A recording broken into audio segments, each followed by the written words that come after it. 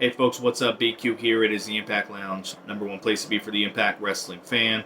Please consider becoming a valued subscriber if you're an Impact Wrestling fan or trying to learn about Impact because, maybe you're an AEW fan and know that some big things are coming and you just want to get into Impact right now. So this is the place to be. That is the place to do that. I promise you that. So it's safe to say over the course of the next several weeks, we're going to be talking a lot about this Impact AEW thing until we know what it is. Right now it's a lot of speculation. There's a lot of fantasy booking. It could be a lot smaller than we think it's going to be. It can be a lot bigger than we think it's going to be. But right now, nobody knows. As far as what you're seeing on the internet, though, I shouldn't say that. I do know a little, but I can't share it. But what you're seeing on the internet right now isn't exactly true. So let me just put it out there like that. But as I get information that I can share, I definitely will do that. But this is the number one place to be for that to happen. So the first thing I want to talk about, I'm going to read some things here off the internet. You may have come across this. Triple H throws shade at Impact Wrestling when asked about the Rascals. So, there are several companies I watch in wrestling. NXT and WWE is just not one that I enjoy. If you do enjoy it, awesome, cool. There's nothing wrong with that. I don't. I think Triple H has the most punchable face I've ever seen in my life. That smug look, his Twitter profile picture, and those pictures where he's always pointing at people like, oh my God. Anyway, so Ryan Satin, Big Troll, has asked about the Rascals. Now this is fresh after we know that AEW and Impact is something. Triple H is saying, "Oh, we're open for business." All that bullshit to appease people, right? So this is what Triple H says. I'm going to read it off the website here in front of me. But he says, when you're looking at talent, there's always talent out there, and you have to look past where they are, what they're doing, how they've gotten to where they are, what sort of exposure or kind of information they've been given. Did they just figure it out on their own, or is someone helping them, help guide them? And then a little more passive aggressive. So you look at all these talents. These are two kids I think I'm very impressed with. I'm impressed with the things they've done, but I don't know that they've really had a lot of helping hand to help get them where they are. They just sort of figured it out on their own. They figured out personality and charisma. They figured out the in-ring style. They've made it their own. So if that wasn't crystal clear, that's just the way that he was speaking.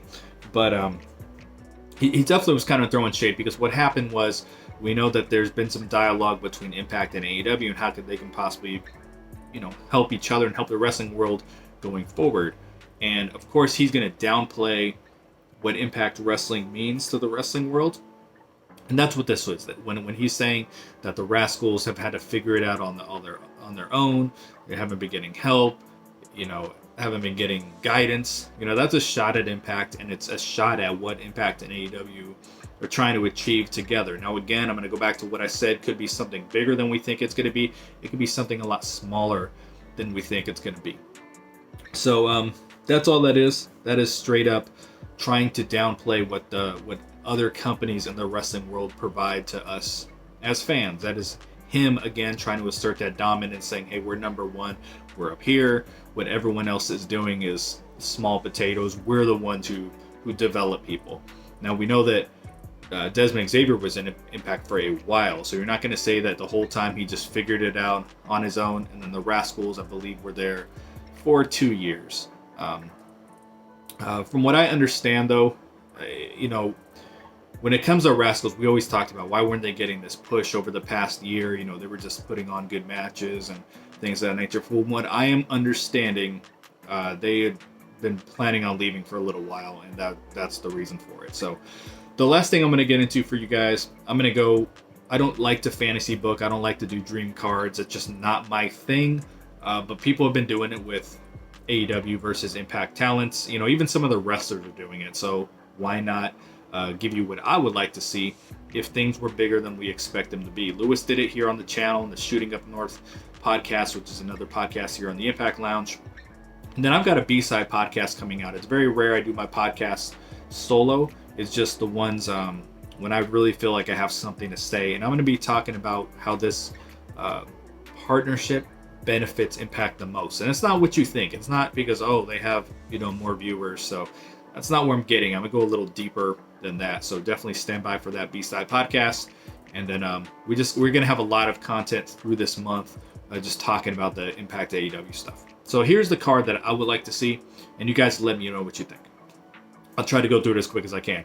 I would love to see Ivelisse and Diamante take on Kiera Hogan and Tasha Steelz. Now, I think most people in Impact, most fans of Impact like Ivelisse a lot. We know everyone likes Diamante because she was part of the company for a while. She never really got to show what she could do because she was always hurt. And we expect Kiera and Tasha to win the tag team tournament for the Knockouts Championship. Now, if you don't watch AEW, Ivelisse and Diamante won their women's tag team tournament. They wear medals, it wasn't titles, but they won that tournament. I forgot what it was called, Deadly Draw maybe. I have no idea. That might be something completely different. So they won that. So it would be cool to have two tournament winners against each other. We don't know that Kiera and Tasha are going to win necessarily. They're just expected to win, I think, from us as fans. Now we know that Kiera and Diamante have a relationship outside of the ring together, so that's why it would just be a fun match to watch for me. I would love to see Eddie Edwards versus Jon Moxley. There's some similarities to the character, but I really think that Eddie could learn a lot from a feud with Moxley if it were to happen, because there's some points in Jon Moxley's character that I think Eddie could learn a lot from. Eddie has changed his character over the years, from being American Wolf to what he is now. But there's a little bit of Moxley that in that character, but there's a little bit that I think he could learn from and improve how we see him on the screen. I would love to see Britt Baker. I'm a big Britt Baker mark. I wanted Impact to get her a long time ago. I'm a Britt Baker mark. I would love to see her take on Jordynne Grace, because Britt Baker does a really good job at playing a chicken shit heel, and Jordynne Grace would be a great counter to that. So I'd have a lot of fun with that. I would love to see a triple threat of the three champions, Deonna Purrazzo, Serena Deeb, who was the NWA Women's Champion on Dynamite, and then Hikaru Shida, who is the AEW Women's Champion. I would love to see that triple threat. I think that would absolutely be amazing. And if Thunder Rosa were to get her title back, slide in for Serena Deeb, that would be awesome too. Thunder Rosa, I like to see her. She's not really an AEW talent, so I can't really throw her in there though. I would love to see Rohit Raju versus Orange Cassidy. I'm not a big Orange Cassidy fan. I know a lot of people really like him. He's entertaining for what he is. I think he could stand to get squashed a couple times because of his gimmick, and he always wins. You know what I mean? So I'm not a real huge fan of him. And Rohit Raju is someone I am a big fan of, and I think he has the right bit of wrestling skill and comedy to bounce off what Orange Cassidy does and actually have a pretty entertaining match and a pretty funny match at the same time. I would love to see the Bunny, who is Allie, versus Rosemary. Now, both of them are heels now, which is odd. And here's the thing about the Bunny. She has never wrestled as the Bunny. She's wrestled as Allie. So she started as Allie, she became the Bunny, went back to Allie, back to the Bunny. She's only ever wrestled as Allie. But I think AEW's presentation of her is a lot better than what Impact was doing. So I would love to see two of them get back together, mix it up. I think that would be a lot of fun. I'd like to see Cody versus Heath. Now, Heath started kind of doing some comedy stuff when he got to Impact, then he got a little more serious. I think they're pretty good friends in real life. People expected Heath to end up in AEW, and I just think it would be a high-profile match. I think people would buzz over it. And Heath's got the promo chops. Cody has the promo chops. Like it would be cool. It'd be a lot of fun.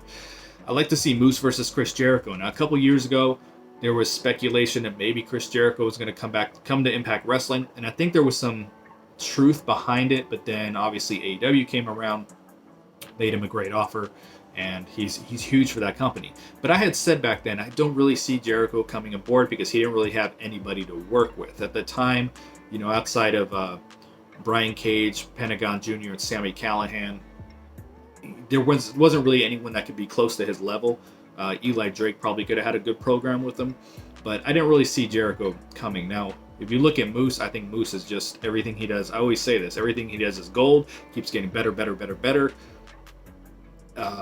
If you put him in some kind of feud, not just a match, but like a feud with Jericho, I think it would be one of the most entertaining things that wrestling's doing. Everything Jericho does is entertaining, but for me personally, everything Moose does is entertaining too. This match right here, this is more of a guilty pleasure, but I would love to see Butcher and the Blade. And if you don't know, Blade is Braxton Sutter from Impact. Butcher and Blade versus Reno Scum, just taking both of my favorite tag teams from each promotion. I would enjoy that. And then finally, I would like to see Sammy Callahan versus Eddie Kingston. Eddie Kingston always did really good promo work on Impact, but they never really let him wrestle or let him do anything or let him be a big deal, you know? And he had a world title match at the pay-per-view at Full Gear against John Moxley. So AEW presents him a lot better, and he's just doing big things over there. Now, I can only imagine the promo wars between him and Sammy Callahan, and even the wrestling style. I think that would be a lot of fun, I was trying to find something for Rich Swann. Rich Swann, I guess, versus someone like Darby Allin or something would be a lot of fun. I was trying to find something for Eric Young, and I don't know what I would like to see him do. But, that's what I got. Those are some of the matches that I would like to see. Now, again, we don't want to get too excited because we don't know what this is going to be. It could be something very small. It could be something big. I don't know. But, all I know is going to be exciting, and the possibilities are just endless. And keep it locked here at the Impact Lounge because we're going to be talking about it as long as we can. Talk to you guys soon. Thanks for swinging by. Peace.